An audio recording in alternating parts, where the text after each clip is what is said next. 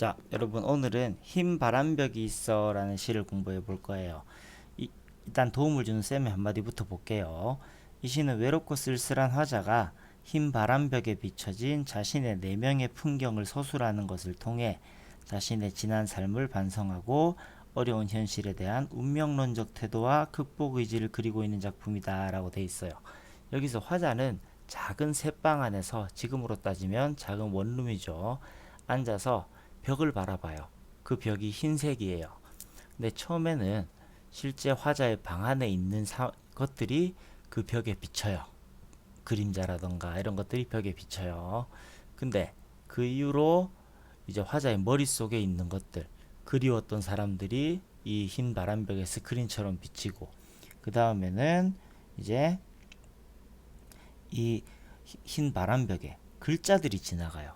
글자들이 처음에는 이제 내가 이렇게 힘들게 살도록 태어났다, 운명론적인 사고의 글자들이 지나가고, 마지막에는 그럼에도 불구하고 하늘이 나를 귀히 여겨서 이렇게 다른 고귀한 사람들처럼 이렇게 힘들게 살아가게 했다 라면서 운명론적 태도와 체념을 하면서도 극복 의지를 그리고 있는 이런 작품이에요. 자, 그러면 이 작품을 한번 봅시다. 오늘 저녁, 시간적 배경이네요. 그죠? 화자는 오늘 저녁 방 안에 있네요. 이 좁다란 방, 공간적 배경이 될 거고요. 이 좁다란 방은 화자의 궁핍한 삶을 알 수 있겠죠. 자, 흰 바람벽, 요거 굉장히 중요한 시어입니다. 흰 바람벽은 화자의 처음에는 방 안에 있는 사물들이 비치는 장소였다가 이후에는 화자의 내면들이 비쳐서 지나가는 장소로 스크린과 같은 역할을 해요. 자, 어쩐지 쓸쓸한 것만이 오고 간다. 자, 쓸쓸한 것이라고 하면은 지금 감정이 어떻게 제시됐어요? 감정을 직접 표현했죠. 쌤이 감정의 직접 표현, 간접 표현 나올 때마다 이야기했죠. 감정의 직접 표현은 뭐다? 기쁘다, 슬프다, 행복하다, 화난다, 이렇게 직접적으로 감정을 나타내는 형용사가 딱 드러날 때나, 아니면 영탄법이 사용되면 감정의 직접 표현이라 그랬죠. 자, 그러면은 이 쓸쓸한 것, 어떤 것들이 오고 가는지 한번 봅시다. 이 흰 바람벽에 희미한 15촉 전등. 자, 촉이 뭐냐 하면은 밝기를 나타내는 단위예요. 근데 15촉이라 그러면 굉장히 밝기가 어두워요. 그래서 이 어두운 전등이 지치운 불빛을 내어 던지고, 자, 그러면은 이 전등 불빛이 매우 어두우니까 이거는 화자의 음울한 내면 상태를 나타낸다고도 볼 수 있어요. 왜? 위에서 화자가 쓸쓸한 것만 오고 간다고 했으니까. 그리고 지치운 불빛을 내어 던진대요. 자, 전등은 사물이잖아요. 그죠? 근데 사물이 지친다 라고 표현하는 것은 화자의 심리적인 어떤 지친 게 투영됐다고 볼 수 있겠죠. 그죠? 지친 불빛을 내어 던지고, 때글은 다 낡은 무명 샤스가 셔츠예요. 셔츠. 자, 그러면은 지금 다 낡고 때 묻은 무명 셔츠를 화자가 입고 있는 걸 봐서 화자가 가난하게 살고 있음을 알 수 있네요. 어두운 그림자를 쉬고, 지금 이 장면 머릿속에 그려져요. 적어도 이 15촉 전등은 화자의 옆이나 뒤에 있어야 되겠죠. 그리고 전등 앞에 셔츠가 방 안에 널려 있어야 되겠죠. 그래야 빛이 뒤에서 오고 셔츠의 그림자가 화자가 바라보고 있는 앞 흰 벽에 그림자가 비치겠죠. 자, 그러면서 화자는 이런 소박한 소망을 하나 품어요. 달디단 따끈한 감주나 한 잔 먹고 싶다 라고 생각하는 내 가지가지 외로운 생각이 헤매인다. 여기서도 화자의 정서가 직접적으로 제시됐네요. 자, 여기까지는 화자의 방 안에 있는 사물들, 이 흰 바람벽에 나타나는 거예요. 비치는 거예요. 자, 그런데 여기서부터는 이제 화자 내면 속에 있는 것들이 흰 바람벽에 비치기 시작해요. 그런데 이것은 또 어인일인가? 이 흰 바람벽에 내 가난한 늙은 어머니가 있다. 내 가난한 늙은 어머니. 반복이네요. 그죠? 두 번 이상이면 무조건 반복이고, 반복은 무조건 운율. 강조라고 이야기했죠?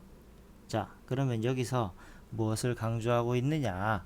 화자가 느끼는 심정을 강조하고 있는데, 어, 뒤에 가서 한 번 더 설명할게요. 이것은 어머니에 대한 그리움을 강조하고 있어요.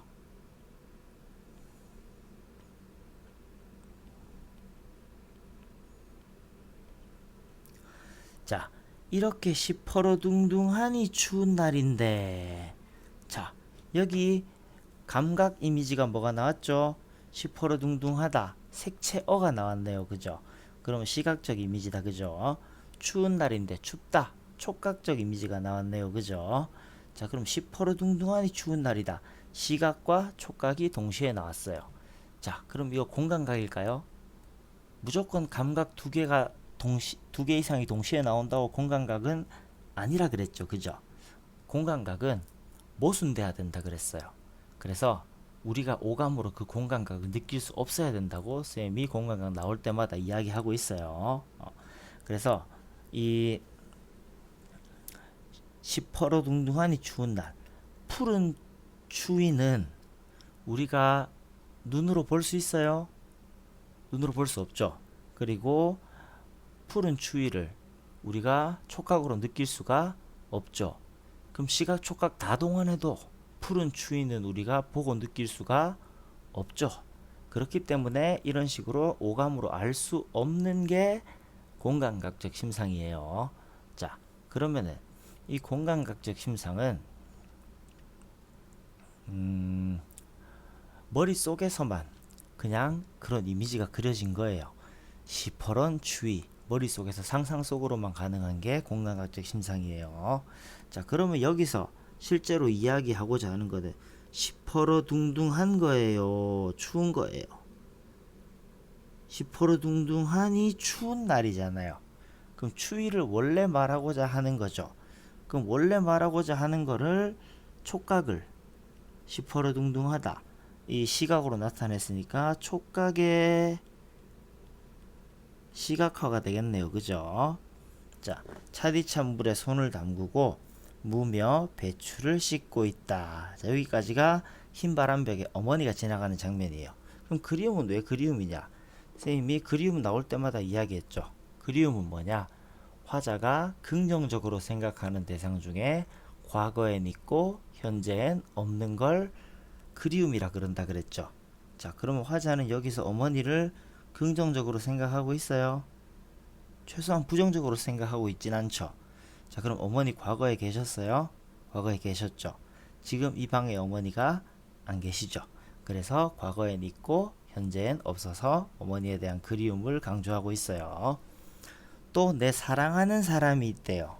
자, 사랑하는 사람. 자, 이 사랑하는 어여쁜 사람. 그럼 여기서는 이 사랑하는 사람을 긍정적으로 보고 있다. 그죠? 그럼 이 사랑하는 사람이 지금 흰 바람벽에서 어떤 모습을 하고 있느냐? 어느 먼 앞대 조용한 개포가 바닷가예요. 바닷가의 나지막한 집에서 그의 지아비와 자, 지아비가 남편을 뜻해요. 그러면 내가 사랑하는 어여쁜 사람이 다른 남자랑 결혼했네요. 그죠? 마주 앉아 대구국을 끓여 놓고 저녁을 먹는다. 자, 벌써 어린 것도 생겨서 옆에 끼고 저녁을 먹는다. 자, 그러면은 이 부분은 지금 화자 머릿속에 흘러가는 내용이 흰 바람벽에 나타나는 거죠. 그래서 사랑하는 사람과 함께하지 못하는 현실, 이루지 못한 일의 상상, 이런 것들이 흰 바람벽에 지나가고 있는 거예요. 자, 그러면 여기서 그런데부터 먹는다까지는 흰 바람벽에 그리운 사람들이 나타나고 있어요. 자, 그립다라는 게 아까 뭐라 그랬어요? 화자가 긍정적으로 생각하는 것 중에 과거엔 있고 현재엔 없는 거라 그랬죠. 자, 그러면은 내 어여쁜 사람이니까 화자가 이 사랑하는 사람은 긍정적으로 보고 있네요. 그죠? 근데 과거에는 있었지만 지금은 없죠. 다른 남자 옆에 있죠. 그래서 그리움의 정서가 드러난다고 볼 수 있어요. 자, 그런데 또 이즈마카요 어니 사이엔가 시간이 좀 흘렀네요. 이제는 흰 바람벽에 뭐가 지나가느냐? 내 쓸쓸한 얼굴을 쳐다보면 이런 글자들이 지나간대요. 글자. 이 글자는 화자의 머릿속에 있는 생각이겠죠, 당연히. 자, 어떤 글자가 흰 바람벽에 지나가느냐? 나는 이 세상에서 가난하고 외롭고 높고 쓸쓸하니 살아가도록 태어났다라고 이야기하고 있어요. 그리고 이 세상을 살아가는데 내 가슴은 너무도 많이 뜨거운 것으로 호젓한 게 외롭고 쓸쓸한 거예요. 외롭고 쓸쓸함. 밑에 뜻풀이가 없죠? 호젓한 것으로 사랑으로 슬픔으로 가득 찬다. 자, 그러면 여기서 가난하고 이건 부정적이다. 그죠? 외롭고 좀 부정적이네요. 높고는 긍정적이다. 그죠? 쓸쓸하니도 좀 부정적이고. 그리고 이 세상을 살아가는데 너무도 많이 뜨거운 것. 이거는 긍정적이라 볼 수 있고, 호젓한 것은 그냥 간단히 봤을 때 외롭고 쓸쓸한 것이라고 볼 수 있죠. 사랑은 긍정적이고 슬픔은 우리 흔히들 부정적이라고 이야기하죠. 이렇게 철학적으로 너무 깊이 들어가면은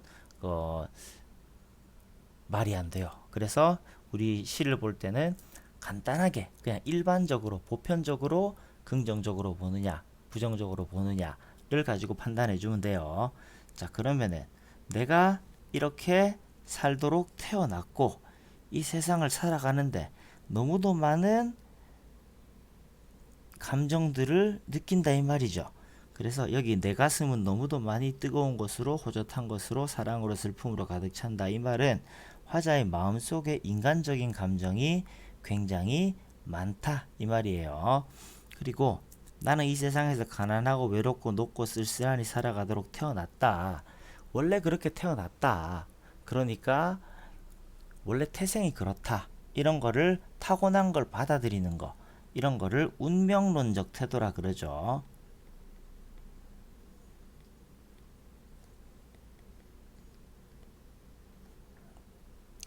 자, 요까지는 글자가 지나가요. 글자. 어떤 글자? 화자의 운명론적 사고에 관련된 글자가 지나가요. 자, 그리고 이번에는 나를 위로하는 듯이 나를 울력하는 듯이 울력 밑에 뜻 나와 있죠. 위협하며 겁을 주는. 자, 그러면 글자가 나를 쳐다보면서 위협하고 겁을 주면 내가 그 글자에 더 주의가 집중이 되겠죠. 그죠?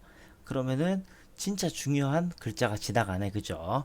어떤 글자가 지나가느냐? 울력하는 듯이 눈질을 하며 주먹질을 하며 그래서 내 주의를 확 끌도록 글자가 지나가네. 그죠? 이런 글자들이 지나간다. 하늘이 이 세상을 내일 적에 그가 가장 귀해하고 사랑하는 것들은 모두 가난하고 외롭고 높고 쓸쓸하니 이 위에 나왔던 거다. 그죠? 이렇게 태어났다.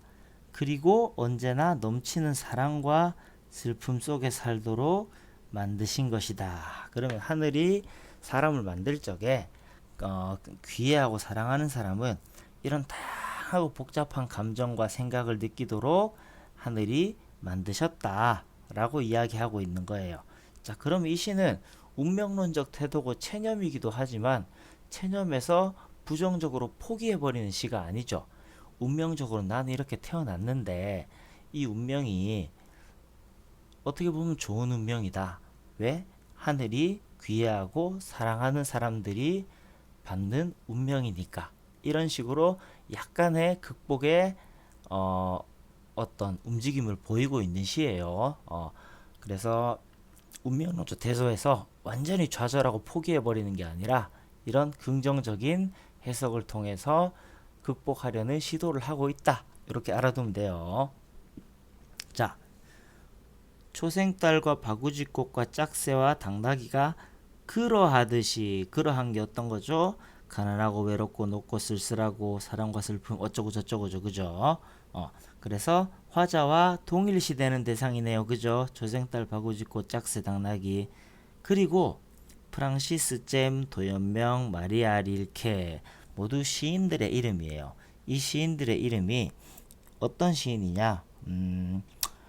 좀 이렇게 화자처럼 외롭고 쓸쓸하고 불행한 삶을 살았지만 좀 고결했던 시인들을 뜻해요. 그러하듯이 자 그러면은 나는 운명에 따라서 이렇게 살도록 태어났는데 나 말고 다른 사람들도 아니면 다른 존재들도 이런 존재들이 있다. 그래서 여기서 화자와 동일함을 강조하고 있어요. 두 번 나왔으니까 반복이고 강조죠. 그죠? 화자와 동일함을 강조함.